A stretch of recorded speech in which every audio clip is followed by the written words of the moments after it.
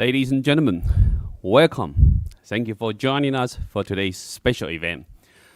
This event is brought to you together by NTD News and Ganjin World.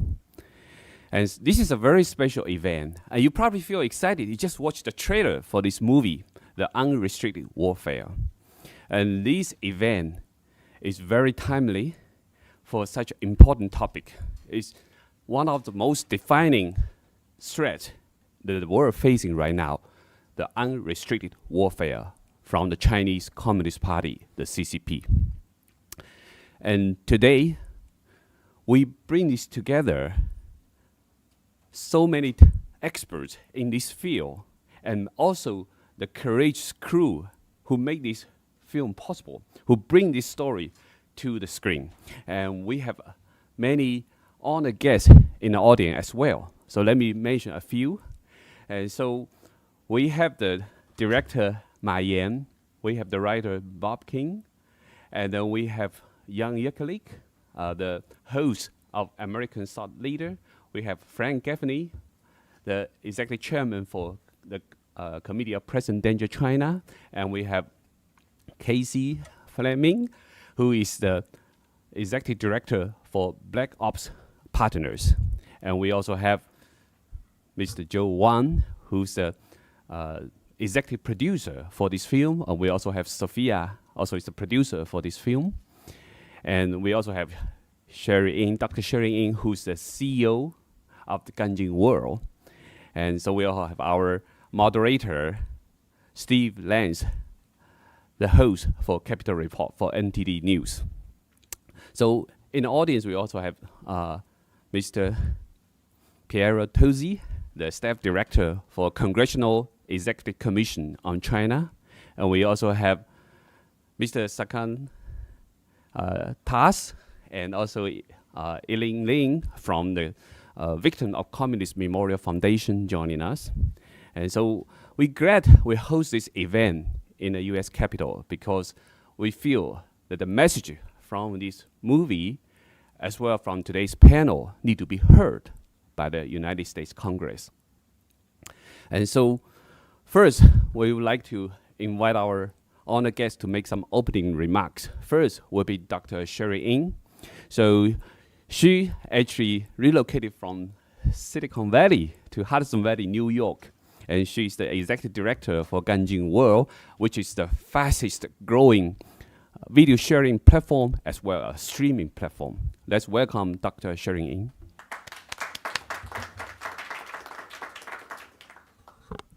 Thank you, Sean. So, distinguished guests and dear friends, ladies and gentlemen, good afternoon. Welcome to the special premiere of the Unrestricted War.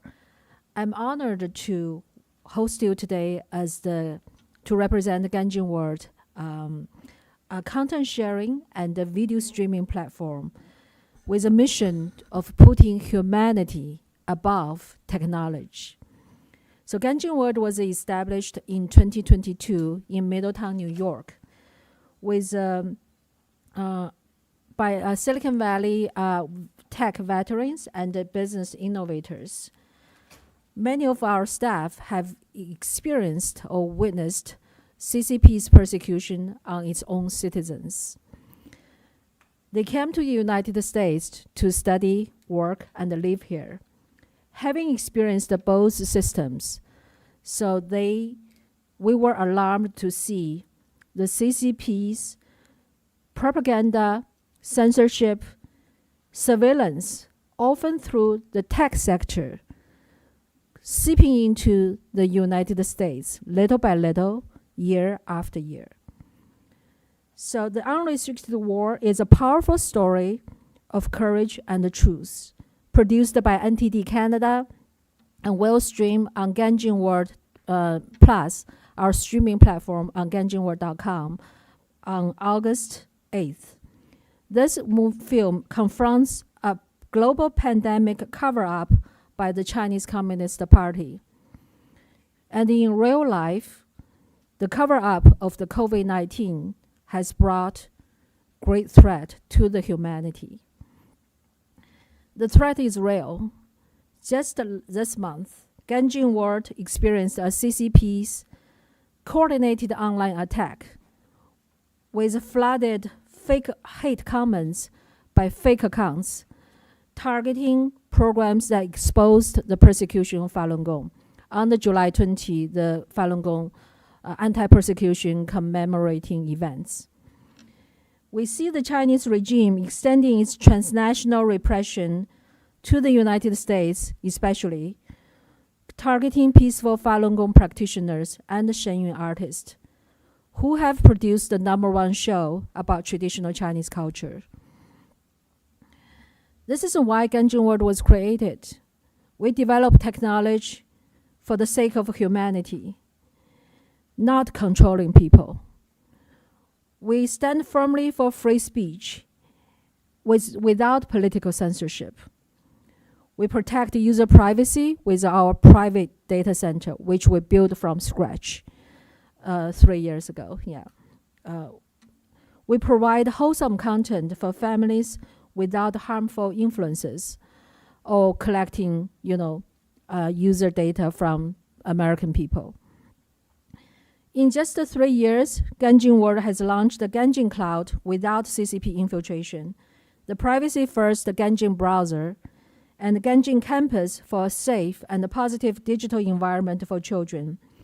There are many more exciting products to come for Ganjin World. Today, with the special premiere of the Unrestricted War, we want to invite all people to watch the film.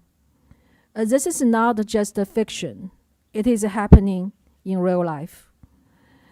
Only by understanding the severity of this attack on humanity, the American way of life, liberty, and the pursuit of happiness can be protected. So thank you all for coming and enjoy. Thank you, Sherry. Next speaker will be Dr. Joe Wang. Dr. Joe Wang got his PhD from Cornell University. He's actually a molecular biologist, and he's a longtime friend of mine. I will remember, in year 2020, we were discussing about CCP covering, regarding about COVID outbreak, right, at the end of 2019. Time passed so fast, 5 years already. And let's welcome Dr. Joe Wang. He's the president of Entity Canada. Thank you, Sean. Well, President Trump was not kidding. The U.S. is the hottest country by temperature. I come from Canada, so I thought Toronto was hot, but DC is hotter. Welcome everybody to this special session, and I'm honored that NTD can work with Ganjin World to premiere this important film. And as one of the executive producers of the film, my primary job is to get money for Yan and the team. I hope that the team actually agrees that apart from the money, I contributed something meaningful to the film as well in terms of content. I grew up in communist China and went to Fudan University in Shanghai. Next door is the PLA, the People Liberation Army's second military medical school. My high school buddy went to that school, and I can tell you that the PLA's bioweapon program is real. So this is the first point I want to get across today. And after Fudan, it was the Tiananmen Square massacre. So I was lucky. I escaped China in 1990 and come to Canada for my PhD and Cornell for my postdoc. So after that, I spent 10 years doing vaccine research at one of the largest vaccine companies in the world. And I was mentioning that in 2003, I spearheaded the vaccine development against SARS-CoV-1. So if people still remember that, actually Toronto lost 41 lives of SARS-CoV-1. But the disease went away. But so when the SARS-CoV-2 come around, I know what's happening. And so when it comes to COVID and vaccines, I do know a thing or two about it. And hopefully that shows in the movie. So my second point to make is that there is no such thing of non-military medical research in communist China. So every discovery, every advancement can be repurposed to serve the goals of the PLA. A former colleague of mine, Dr. Xuefeng Yu, he learned it the hard way. When I quit my vaccine job to do NTD full-time, he left the company as well, and he went to China to establish a Canada-China joint venture on vaccine development and production. It's like Jim in the film, you'll find out. When COVID-19 started, Dr. Yu made a deal with the Trudeau government to provide both countries a COVID vaccine.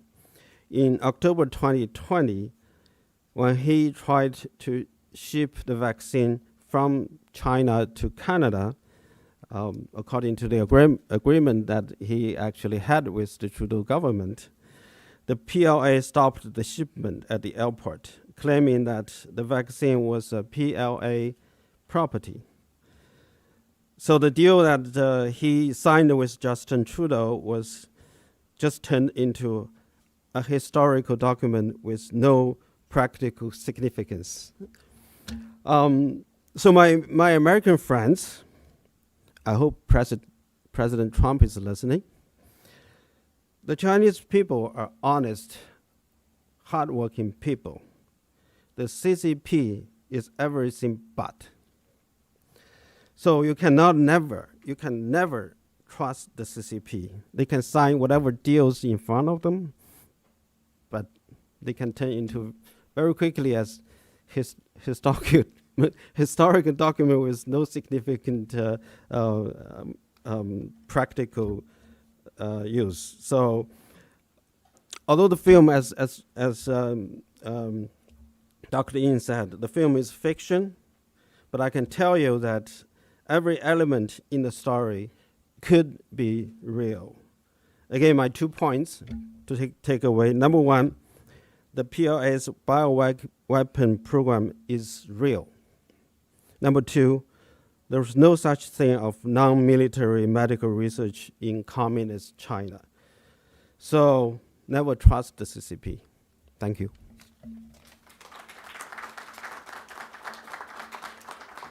Thank you, Joe. Our next speaker will be, right here, Miss Unique Park. So Miss Unique Park was born in Seoul, South Korea, before her immigration to Toronto, Canada. And she also studied at the prestigious American Academy of Dramatic Arts in New York City. And she has multiple talents, and she has credits in multitude of projects, including American Gods, Orphan Black, Private Eyes, and a recurring role in the CBC hit comedy Kim Convenience. And she also recently portrayed Melanie Davis in the latest season of CBC's Corona, and also Natalia Yu in Murdoch Mysterious. And in this film, she had a commanding performance as General Chen, one of the film's most unforgettable character. If you remember, there's a Major General Chen Wei in China. She quickly took over the control of Wuhan Institute of Virology when WIV became a focus for potential lab leak. So this is a very important role in the film. Welcome, Ms. Park.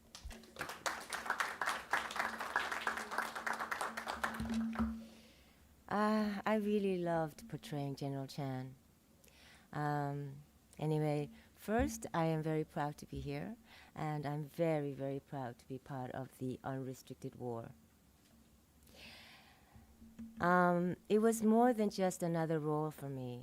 it was a very rare opportunity to contribute to a story. Not only, it's a story that is not only timely, but necessary.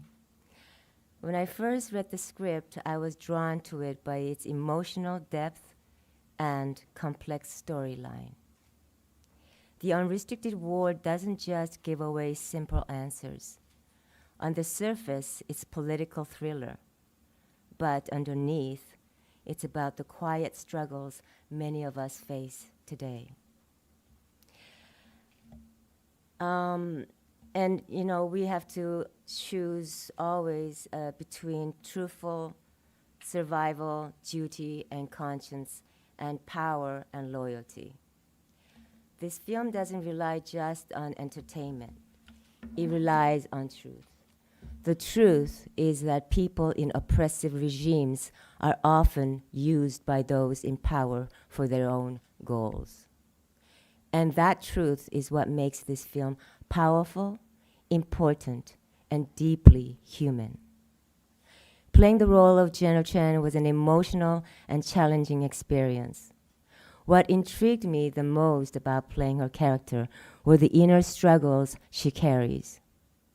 The contradictions, the secrets, the pain that never had the space to surface.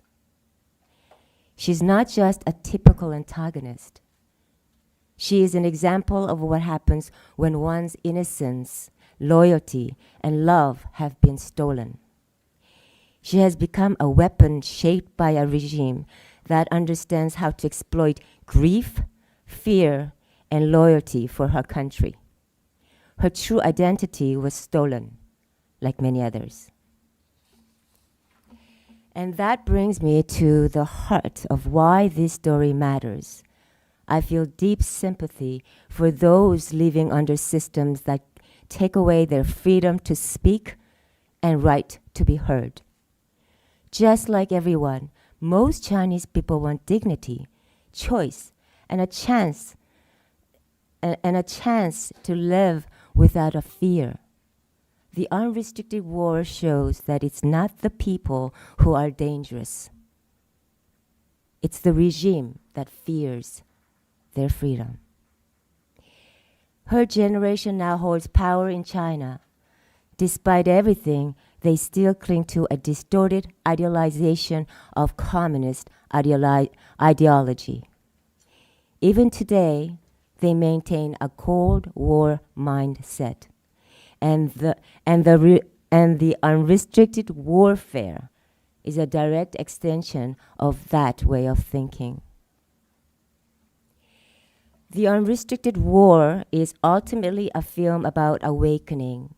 It's about the cost of silence and the power of truth. And I hope that by sharing this film, we can begin to build more compassion, courage, and empathy for those who cannot yet speak for themselves. Thank you.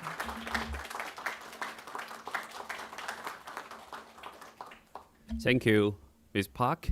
So now we will have a panel discussion on this important topic, the unrestricted war.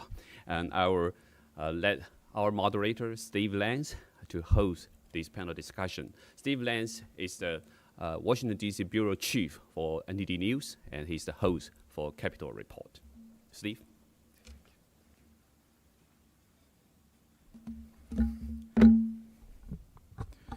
First, just want to thank everybody for joining us for this very important topic. Before we do start our panel, I have some brief remarks.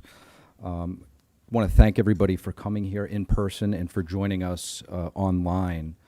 Today's panel is inspired and focused on the new film, The Unrestricted War, a title that captures not just a strategy, but also a worldview.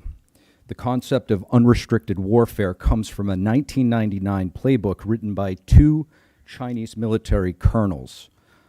In it, they argued that war is no longer limited to the battlefield. Instead, every domain it includes economy, media, law, technology, and even public health. It can all become a battlefield. The weapons, what are they? They can range from lawfare, capital flows, propaganda, disinformation, or even what we'll see in this film, a virus. This doctrine isn't theoretical. In recent years, we've seen the CCP blur the line between war and peace.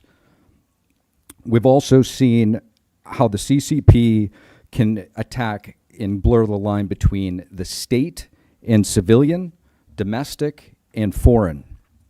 From cyber attacks and legal manipulation to economic coercion and even transnational repression, particularly right here in the US. The CCP has embraced a form of conflict designed to fly under the radar, slow, silent, and often deniable. But today, we focus on a very chilling front, biological warfare.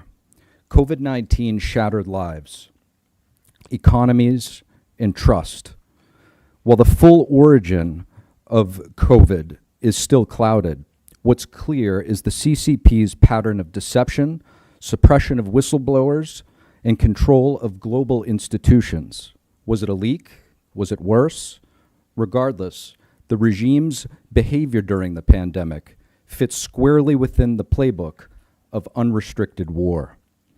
We're not here to speculate.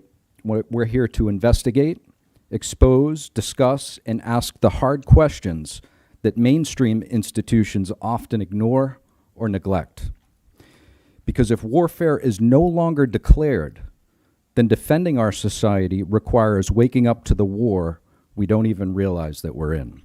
So with that said, I'd like to have our panelists take their seats, and I will give them a brief introduction.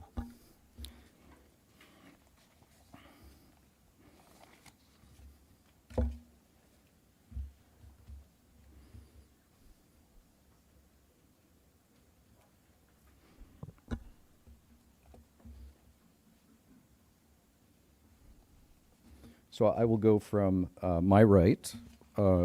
Joining us right here is Sean Lin. He's the executive director of the Consilium Institute, U.S. Army veteran, microbiologist, Tiananmen Square survivor, and co-founder of the CCP Biothreats Initiative.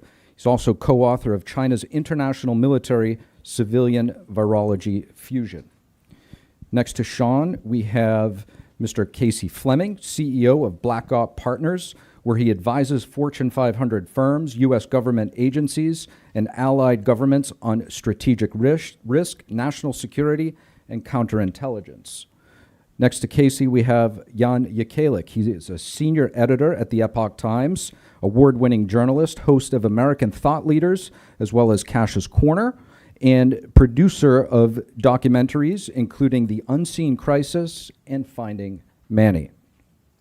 Next to Jan, we have Mr. Frank Gaffney, founder of the Center for Security Policy. He acted as President Reagan's Assistant Secretary of Defense for International Security Policy and served as the Deputy Assistant Secretary of Defense for Nuclear Forces and Arms Control Policy, top national security strategist and leading voice on CCP subversion threats. He is currently the president of the Institute for the American Future. And lastly, we have the director of this fantastic film that we're here to watch today, Mr. Yan Ma. He is the director of the Unrestricted War, acclaimed filmmaker known for multiple films focused on confronting censorship and authoritarian influence. His work has been featured in top international film festivals around the world. Let's give a great round of applause for our distinguished panelists.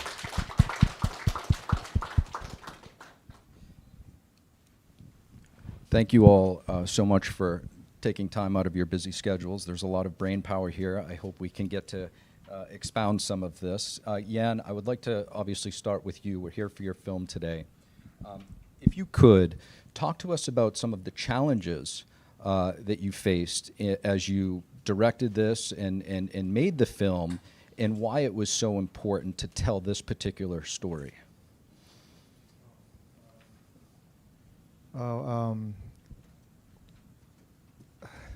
Making this film has been a indeed very challenging journey for us because as a Chinese Canadian filmmaker, we kind of knew this from the very beginning of the project. Like we will face many challenges and even real risks for making a film like this.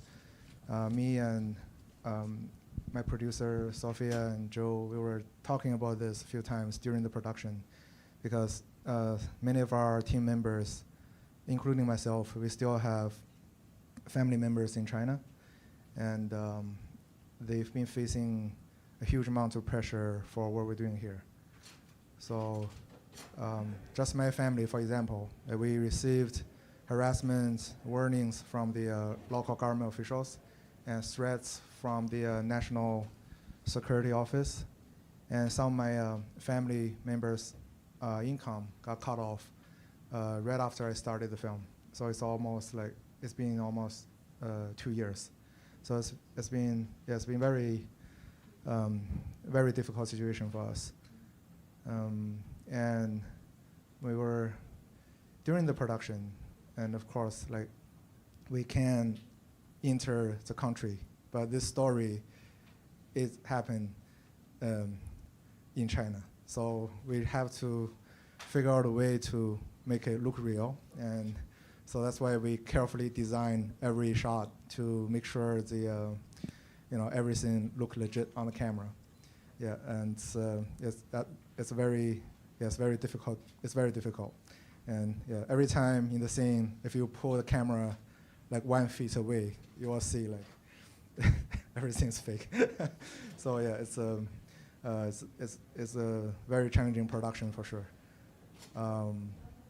So to make this film, like, I just feel it's very important for us to, like, after 4 or 5 years, to reflect on what happened, especially in the beginning of this pandemic. So in the story, our antagonist, we showed the antagonists use their power to censor information and manipulate people, basically weaponize the whole crisis for their political purpose. So, and all that actually perfectly align with the concepts of the unrestricted warfare. So yeah, so I feel like we need to make a film to shine a light on this issue. So all the experts in the room can figure out how to stop it. To that point, Frank, the CCP's doctrine of unrestricted warfare, it really calls for dismantling societies through influence, subversion, deception. Are we already there right now? Well, let me make a general point, if I may, and then come to that. Do I need to turn this on? How about that? Is that better? A general point. This is an absolutely stunning film. Stunning both because of the technical quality of it, the performances, and the story. It is hard to overstate the importance of it at this moment because, to your question, Steve, we are in an unrestricted war with the Chinese Communist Party.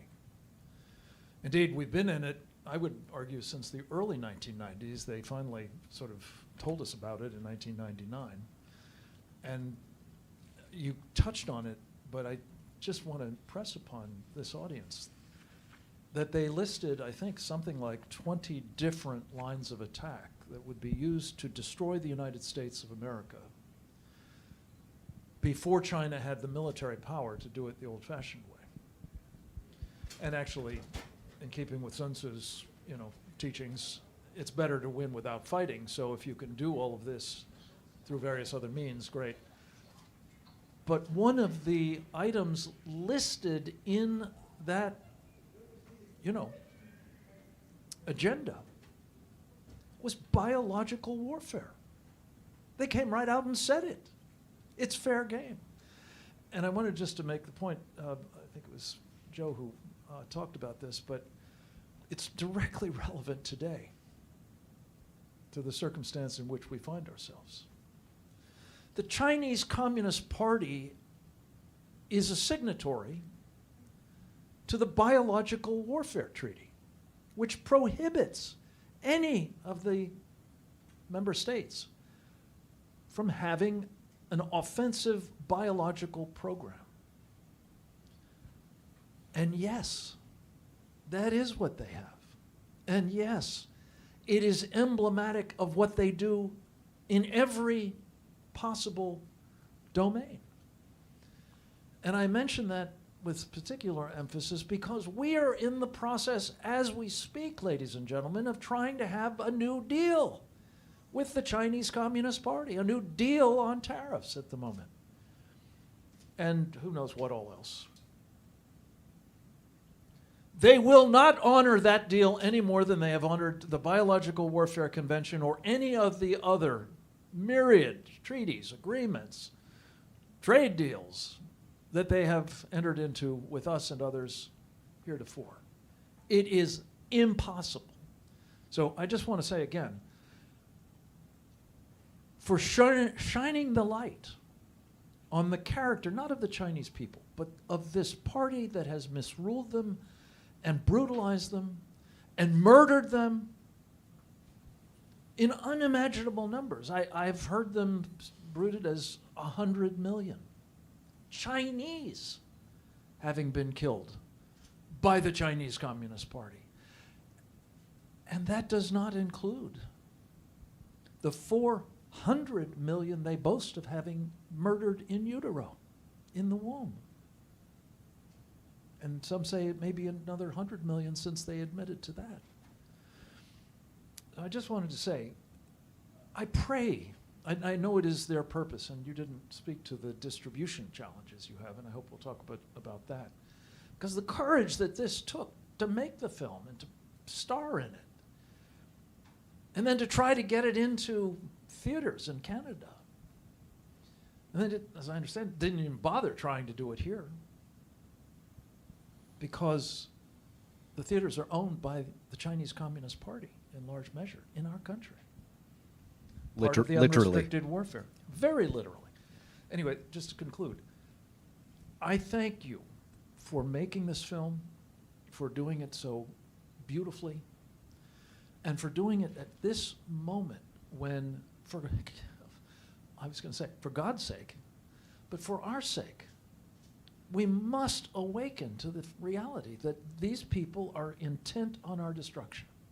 Again, the Chinese Communist Party. And they are well advanced in accomplishing it through unrestricted warfare. And preparing, by the way, now, with our help, and just last thought, Jan and I have talked about endlessly, with our money, thanks to Wall Street funneling it to the Chinese Communist Party, even its People's Liberation Army companies, they are now in a position to do it the old-fashioned way if they choose to. A shooting war, ladies and gentlemen. And the vast majority of us have no clue there's even a problem, let alone as great a one as there is. Thank you. Thank you very much, Frank. Sure. Jan, as a senior editor at the Epoch Times, a premier publication that's been at the tip of the spear, really exposing the Chinese Communist Party's various campaigns, information, disinformation is a critical part of this unrestricted war.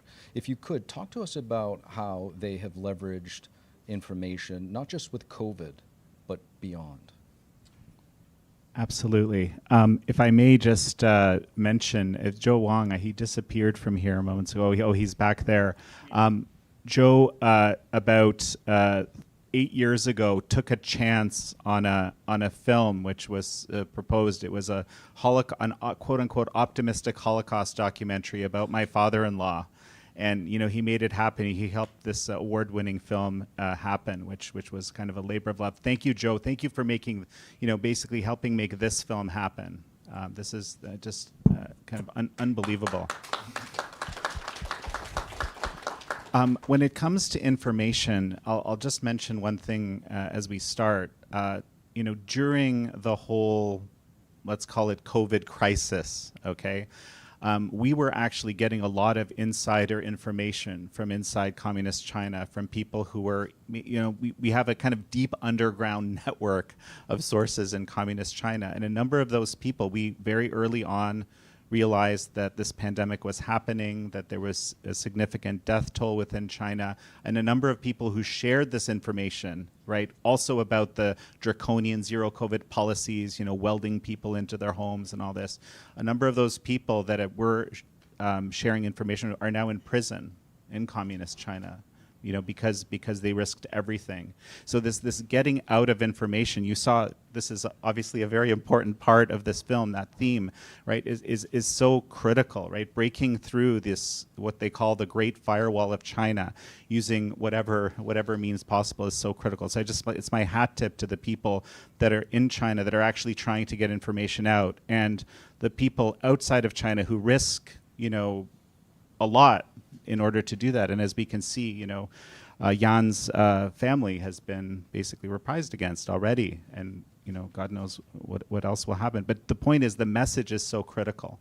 Okay, in terms of the other methods of information warfare that the CCP has been applying, I mean, gosh, I don't even know where to start. I mean, one example I could just give off the top of my head, a lot of people don't know this, but among US cable systems, okay, in US cable systems, basically there's Chinese Communist Party channels. It thoroughly penetrate the entire US cable system, and they also have American companies basically serving to distribute those channels and make sure that they're maintained. So it's not like a ton of people are watching CGTN, right? English CCTV propaganda, Chinese propaganda television, but they absolutely have. It's available on every single television in America that has cable.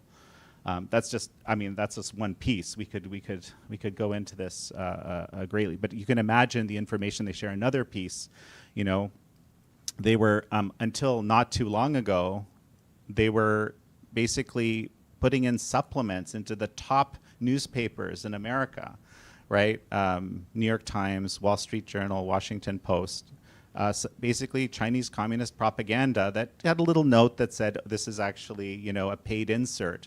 But how many people knew that? Like the ability to influence, right, the elites of America with their message for, and they didn't even spend more than a few $1 million on that, right? Like we were bought off cheap, from what I can tell. That's another, just kind of off the. Never mind, some of the recent stuff that's been happening. But I just want to give you a picture of how deeply these information operations function here in America. I believe you actually interviewed a member of Congress that introduced legislation to remove China Daily that's being widely distributed in Washington on Capitol Hill.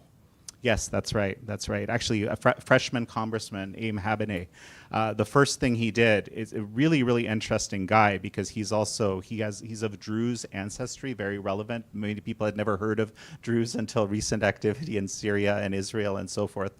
But deep, incredibly patriotic American, and he just happened to notice, right, that China Daily appears in every single office, right, and he wanted, it's not that in congressional offices, exactly. So the point wasn't that if you really want China Daily, you can order it, but it shouldn't just be distributed, by congressional aides across Congress. That's insane, right? So about TikTok. Okay, so getting up a little bit up to the present, how many of you have heard about the TikTok controversy? Right? I hope most people have. Basically, we've learned over the however many last few years that these apps, platform apps, right? For example, Facebook, Instagram, they both collect unbelievable amounts of data about us, right? And then they push back incredible amounts of specific information that is catered to our based on that information that was gathered to our particular likes and so forth, to the point where, there's, a serious mental health crisis, for example, among young girls because of, activity on Instagram and so forth. My point is, these are unbelievably powerful technologies, okay? So what the CCP did is they bought an app and then they supercharged it in the most addictive possible way, and essentially have, I don't know, is it 100 million American, that's just American users, basically, on an app which has the same unbelievably powerful capability as, say, Facebook or Instagram or these others, except controlled by the Chinese Communist Party, which is waging, as our mutual friend Gordon Chang likes to say, overtly a people's war against America. And of course it declared, and we, of course, and some of you may know or may not know that, a law has actually been passed for that, for either, full divestment of the CCP or, basically shutting it down in America. And that hasn't happened yet. And hopefully we'll find a solution to that quick. But the point is, at the moment, and there's multiple examples of how this has actually already been affected, the CCP has an unbelievable ability, right? Imagine, right, everything that ever comes into the field of view of your camera is collected and sent back to Communist China and analyzed to understand exactly the subtle nuances of your particular psychology, and then how that can be influenced, right? And then used, en masse to feed the AIs of that Communist China is growing. And then, of course, that ability can then be used to feed certain things, like basically during some of the riots in 2020 and so forth, basically feed to people, how to basically cause social chaos, which is actually something that actively happened at that time. And there's many examples. But the point is, we know bad intent, right? I think this film, this is one of the things this film really, I'm sorry, I'm kind of monopolizing here, but this film, you got me going, Steve. We'll blame Frank. This film, shows us, this is what is incredibly powerful about this film. It shows us, I think the nature of this power structure, the Chinese Communist Party, that it doesn't have good faith. It functions to control people, even in conflicted ways, like the general herself, the coldest, most chilling character, which in the film herself is kind of held captive in a way by this ideology, by this regime. So, and we've given it the most powerful tool. We allow it to have the most powerful tool of influence to ever exist in the history of the world. That's a problem. Yeah, TikTok is a major weapon in the unrestricted war that the Chinese Communist Party is waging. And I think it's worth noting, an anecdote to that. Perhaps we'll see the CEO of Ganjing World, Sherry Yin, mentioned there's more to come. Ganjing World, a big partner here with Unrestricted War, about to launch on August 8th on that platform, is the promise to not use your data and content for nefarious means. And so, yeah, stay tuned for more from Ganjing. With that said, Casey, I want to get to you. How does the Chinese Communist Party's unrestricted warfare manifest beyond, we just talked about information, media, when they really try to use, say, business, technology, and policy even right here in the United States? Well, it's important to first understand what unrestricted war really means. What does it mean? Okay, it means weakening the enemy by all means necessary, everything short of conventional war.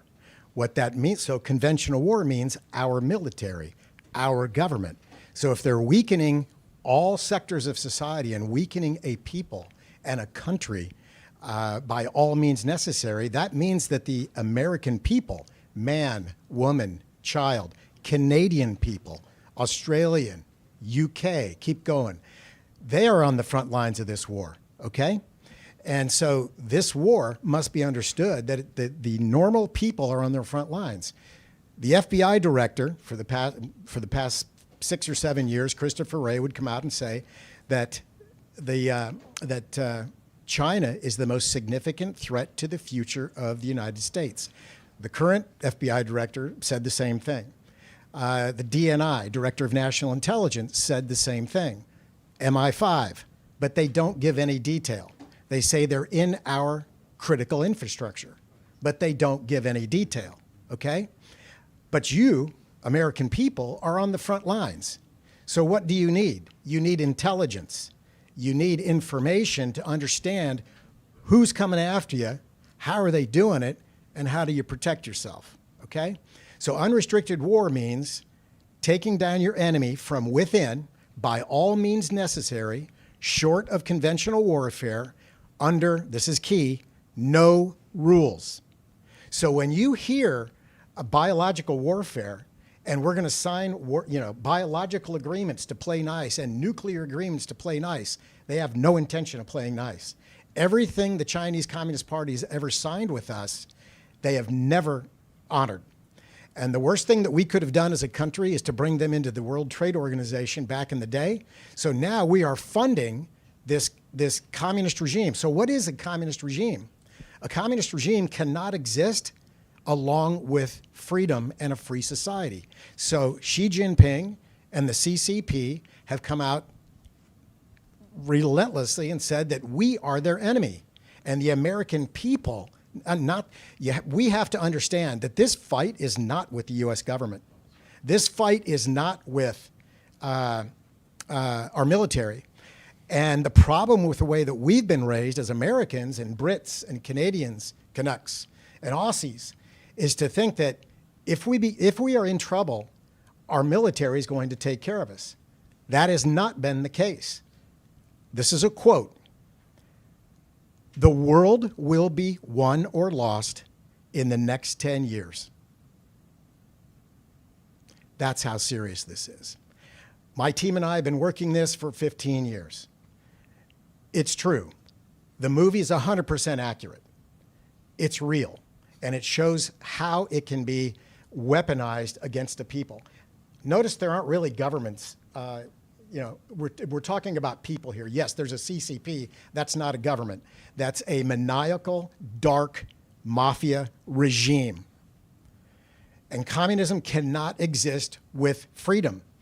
Otherwise, freedom shows that communism is an invalid ideology if the two of them are allowed to exist. So you are in the fight of your lives right now, but you have no information. You are in the middle of this thing, but you have no information. I will give you a little spoiler. I got frustrated about a year ago. I was always hoping that someone would write a book to wake up the American people. They are in a fight that they don't know they're in. They know it now. COVID threw down what could never happen. And then you saw things happen over the next 6 months. Crazy stuff happen over the next 6 months.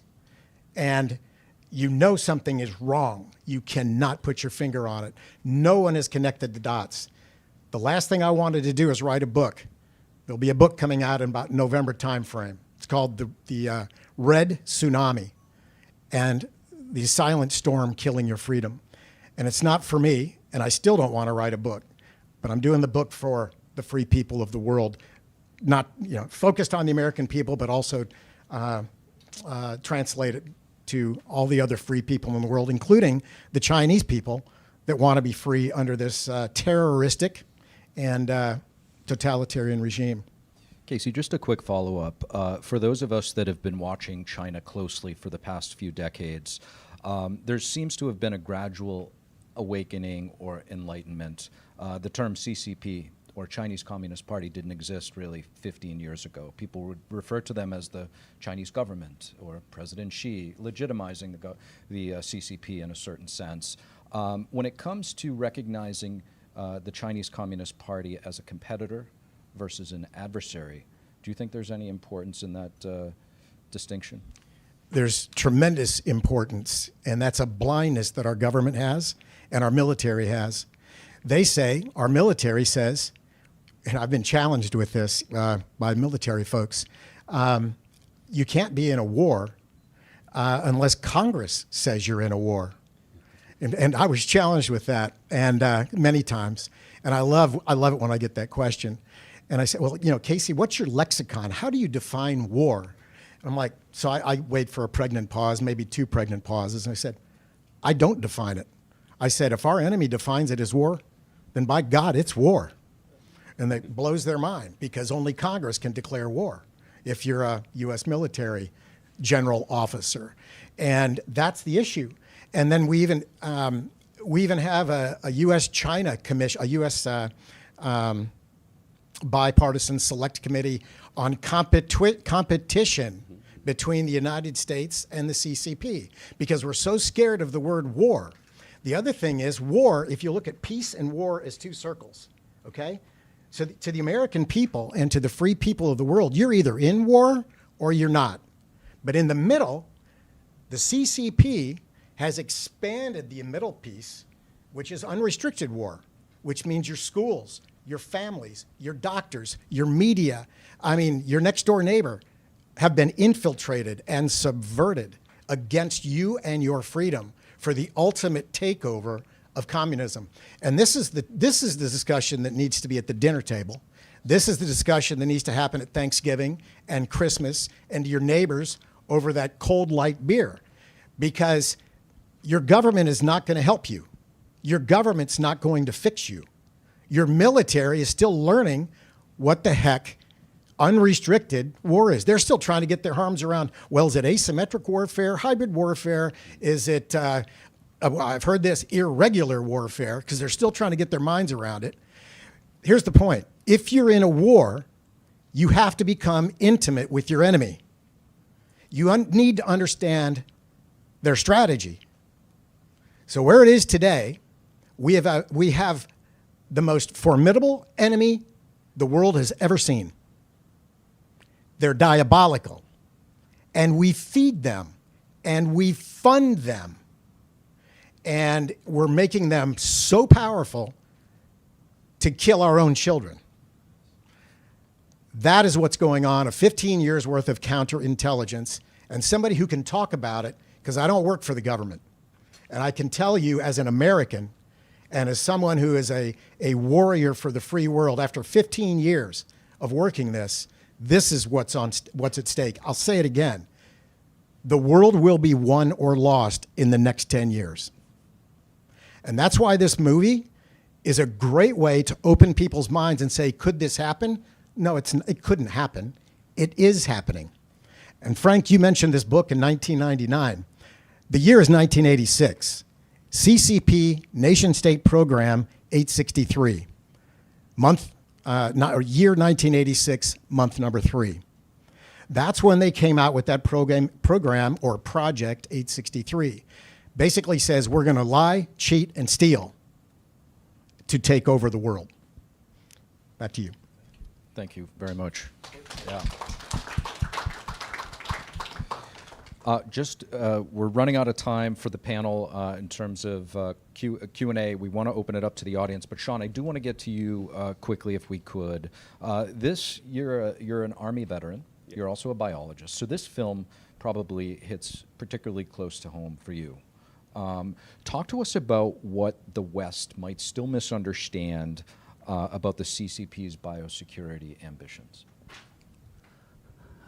Very important question, and actually, I think we fall way behind the reality here.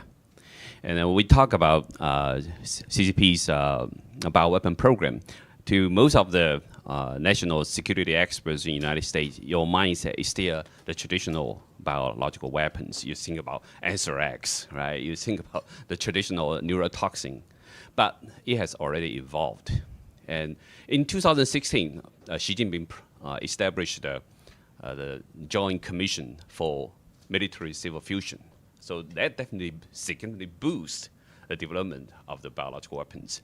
Under military-civil fusion, so many civilian institutes can conduct dual usage research and develop biological weapons. Even just recently, for example, I'll give you one example. There's one researchers in Jilin Agricultural University. His name is Zhao Zhongzhen. He did gain-of-function studies on avian flus. Right? So if you look at it, you just feel it's just a civilian. But if you track him in detail, he's actually receiving merits awards from PLA. So he's a PLA officer. So it's very easy for them to disguise their military purpose. And then also, now we're actually into a new paradigm right now, because the synthetic biology has progressed so fast with the integration of AI technology. Now you can develop engineered microbes so easily, so cheap. It's totally unprecedented risk at this moment. In the past, it may cost a few dollars to manufacture like one nucleotide. All right? Now it's just a pennies, so cheap and so fast, and they can design dangerous pathogens through AI-assisted program, and they can easily find out which way you can make it more transmissible, which way to make it more pathogenic, and which way it can escape the immune system. Everything can be quickly designed and then manufactured. So which ethnic group they want to target, it's very easily to be manufactured, designed, manufactured, and then produced, okay? So now we are in a totally different world right now. And another biggest threat, I actually recently mentioned to some of the congressional office here, is called mirror life engineering of microbes. Because molecules, for example, DNA usually is the right-hand chirality, right? So, and then all the protein are L-shaped. This is a natural forms. But if you make a mirror image of these molecules, it will be very hard to recognize by your own immune system. And it can proliferate without control, without checking in the natural world if it's released into the world. So nowadays, United States scientists as well as Chinese scientists are working on mirror life engineering. Okay, so right now they don't have the capability to produce a totally engineered microbe, but it's coming in a few years. Okay, and Chinese scientists in the Westlake University in Hangzhou, they just published recently, they can actually create the mirror image T7 polymerase. So they can, engineer enzyme right now can make mirror like form, reverse mirror image forms of the protein, the enzyme. So they're getting closer to that. And this is actually, the threat is like a nuclear weapon capability in the biotechnology field. So once they have the technology fully established, they can engineer microbes that your body cannot detect it with your own immune system. It can accumulate in your body organs, and it's very hard to degrade. And it can target specific ethnic group as well, okay, with specific receptor, as a target. So it's a very dangerous situation, and we see a similar pattern. American scientists helping Chinese scientists developing their technology, just like the gain-of-function study, right? So scientists in the Broad Institute in Harvard University is working with the scientists in the Westlake University, and the scientist in the Westlake University was a postdoc in Harvard before he went back to China.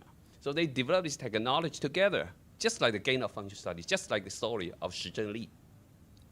So now we are in a very, very dangerous situation. If United States did not put a stop, did not ban the whole research, it will create huge disaster. Okay, so actually last year there are about 38 scientists published an article in the Science magazine urge to stop this research globally. Of course, you cannot stop China at this moment, but at least you deliver a clear message to the scientists in the United States. You cannot support this kind of study. And there are scientists in the United States who have selected blindness on the risk of this kind of study. And maybe many of the journalists, many of the scientific journals won't publish this. It's just like, it reminds me when Jordan and I, we talk about these CCP cover-up about the COVID, right? In early 2000, we think no journal will publish our article to argue about the origin of the COVID. It's just a situation that is very difficult. So that's why I actually want to say congratulations for the production team for this movie and the cast for this movie. It's so important. This film is actually in the forefront of this cognition war against CCP's cognitive warfare. I remember in the early 2000s when you talk about CCP's organ harvesting, people don't believe it. Medical doctors don't believe it. And the general public cannot believe these kind of evil exist. But then in the last 10 years, you see so many films talking about organ harvesting, right? Maybe just gangsters, snatch people, take their organs. So people start to get used to this concept. If you disappear in China, maybe your organ gets stolen, right? So people start to open their mind to this possibility. So your film is very important to educate people about this unrestricted warfare. Then the people can think, oh, this can happen. The CCP's evilness can reach to this level, and we are in this war already, in the unrestricted warfare in the United States. So I actually hope to see more films coming out of your studio, and I think it will help a lot of people waking up. This is very, very important. Thank you, Sean. Yeah, as we can see, it is such a complicated subject. We're just at the tip of the iceberg. And each topic that our panelists have brought up could unpack. It's just so multi-dimensional. And there needs to be more discussion, more movies, hopefully we'll see from Mr. Ma and others. With that said, we do want to open up the audience right now to Q&A. If anybody has a question, please raise your hand. We'll bring a mic over. And in your question, please address the panelists that you would like to respond. Any questions? Sure. Mr. Tozy, right here we have one. This is a ringer. Okay, thank you. Thank you very much to all the panelists and Piero Tozzi from the Congressional Executive Commission on China. I think everything you said here is true and very impactful, and you delivered it very well. The question, though, is how do you get it to a larger audience? So what are the plans for distributing this media? And also, so yes, to the director, please. And also, I think, I mean, one thing is I've observed, too, that over time, in response in part to criticism, for example, on organ harvesting, where there were exaggerations, you've tightened up, I think, Falun Dafa Information Center. It's been very helpful. We need information, but also accurate information. And what steps have been taken, because I think it is noticeable, because that was one of the past criticisms that people have had to overcome, people that share your overall concern. And I don't know, maybe Jan, perhaps, because we've talked about this in the past, too. So thank you.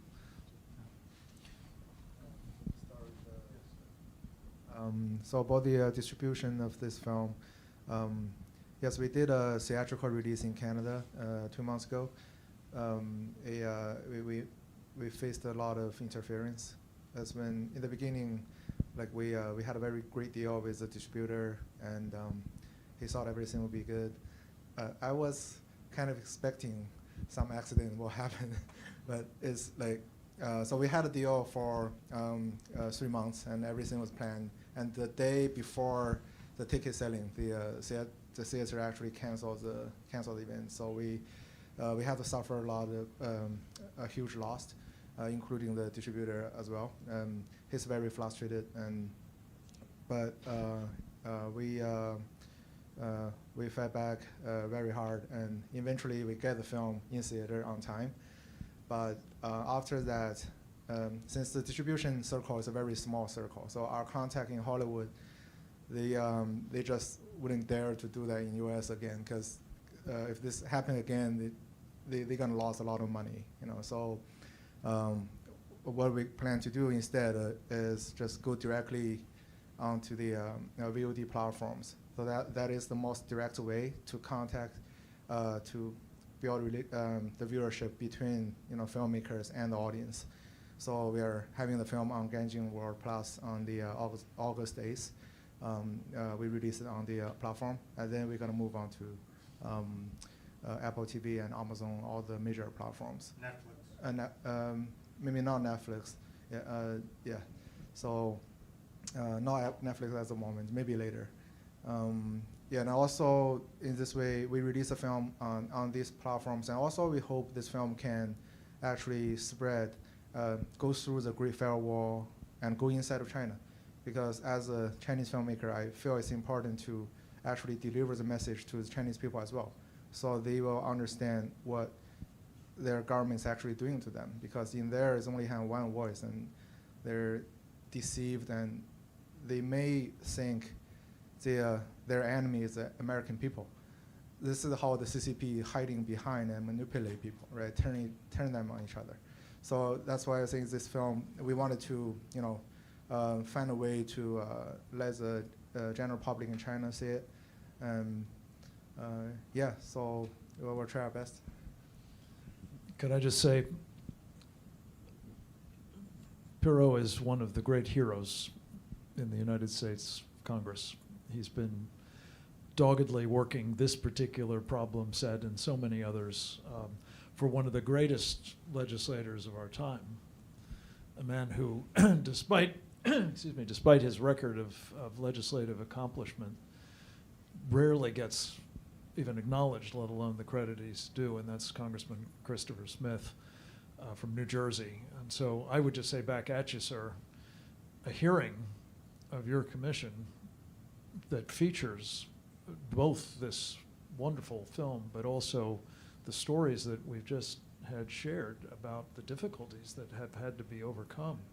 And not least, and I know you're very well aware of this, but the fact that there are so-called Chinese overseas police service centers in Canada and in this country, among others around the world, whose basic mission is to intimidate people like our director by bringing him or her, as the case may be, into this facility, and on the big screen is one of their loved ones in custody, or at least risk of it. And I just can't tell you how much I admire both your courage and obviously that of your family, that they are, persevering in the face of what has to be the most frightening kinds of oppression, because that's what the Chinese Communist Party specializes in. I just want to build a little bit on what Frank was saying, and Piero, thank you for the question. The real challenge is that, and I think this has come out in this discussion, that we still, like, for example, American police and American even intelligence services have a difficult time figuring out that something happening in Chinatown, for example, is actually a national security priority for the Chinese Communist Party, and an influence operation, not just some Chinese fighting about a disagreement or something of this nature, right? This is actually one of the huge problems, right? This is a regime that has its United Front Work Department, which works on these international influence operations, has what is the latest estimate? A $40 billion budget annually? I don't know what it is, but it's something unbelievable, right? In order to do specifically these kinds of actions to stop films like this from ever being shown, right?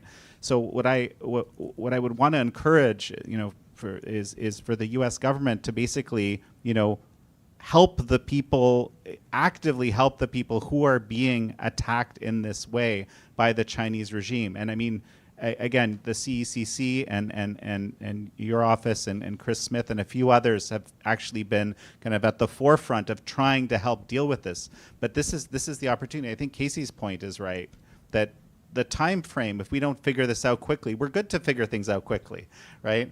But I think we need to figure it out quickly. And when you have so much money and the whole sort of focus of a regime trying to hide all these kinds of realities, so you can kind of keep your bad your bad intentions, this war going without the American people being aware, it would be great for the U.S. government to step up and say, and basically counter that, offer, I think that would be fantastic. On the yeah. We'll be introducing the Transnational Repression Policy Act today. Can you say that into the mic so that our people can hear?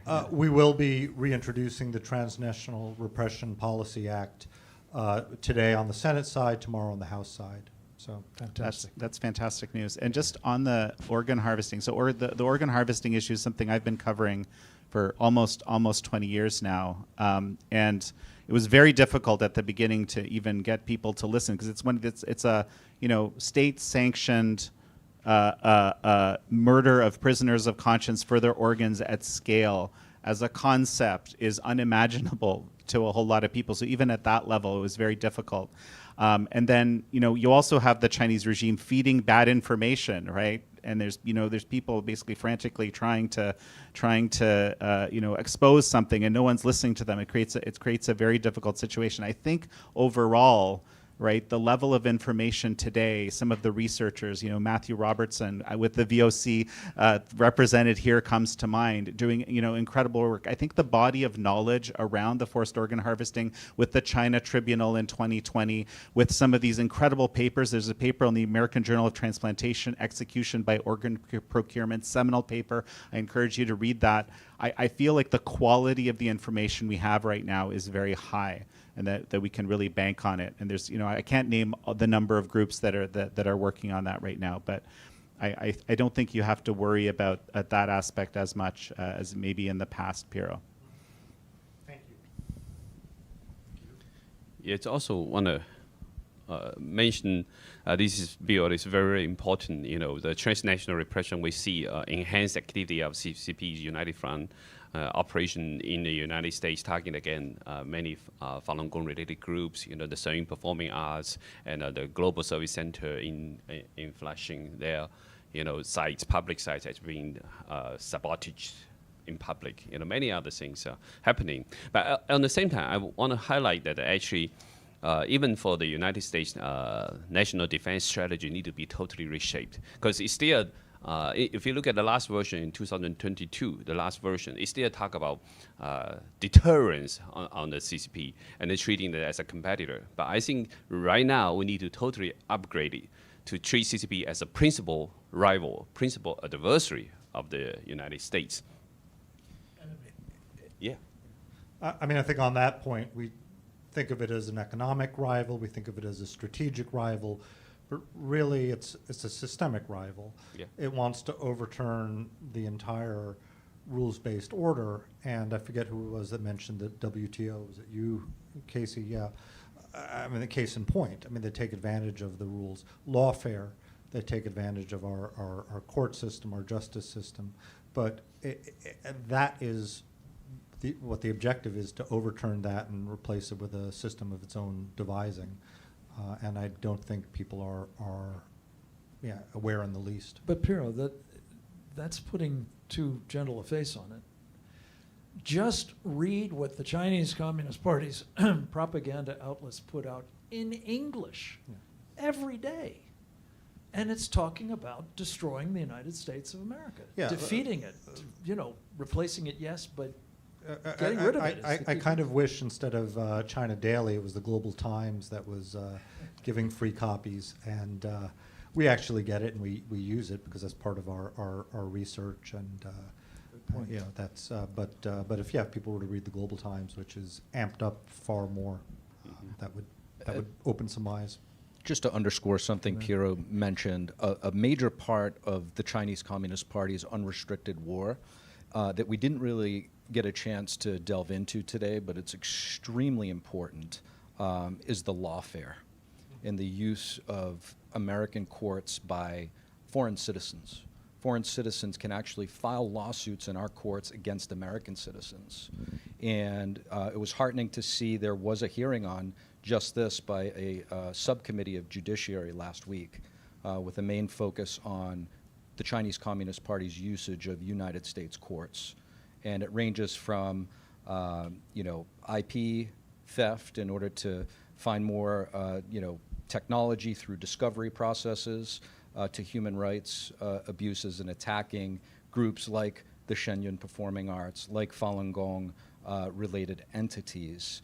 And when it comes to the lawfare, they don't so much care about the result of that lawsuit, but enough generated negative press to drag those groups through the mud is just enough.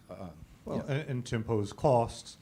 You also see the enforcement of judges that are obtained in China.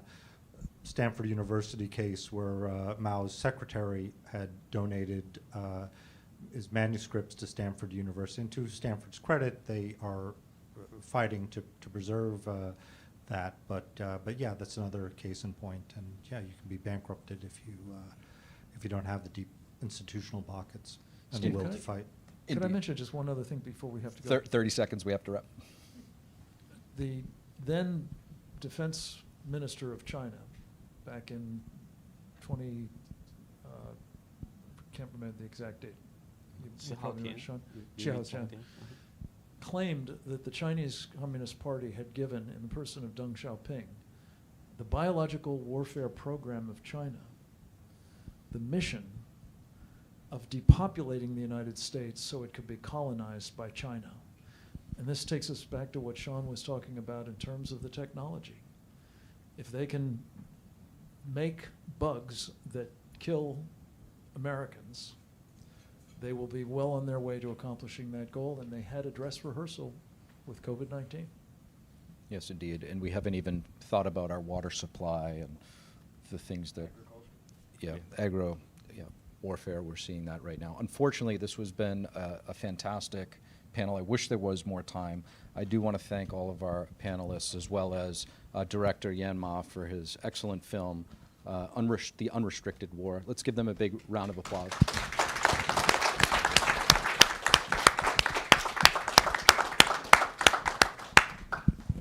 Thank you.